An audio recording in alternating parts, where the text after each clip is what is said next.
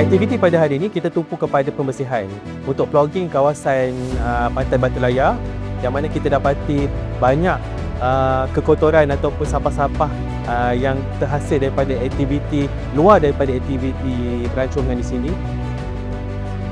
Tujuan utama program ini adalah untuk mendedikasikan semua warga pekerja kita dalam SKS Group memainkan peranan dan juga tanggungjawab individu untuk proses penglibatan persekitaran kita.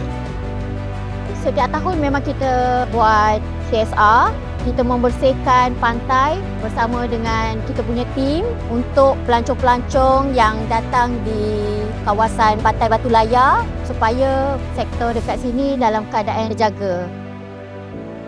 So hari ini kami dapat berkumpul lebih kurang 50 orang dan menjalankan tugas-tugas pembersihan selama lebih kurang 2 jam. So hasil daripada pembersihan pantai hari ini kita akan kira jumlah keseluruhan sampah yang berjaya dikumpulkan pada hari ini.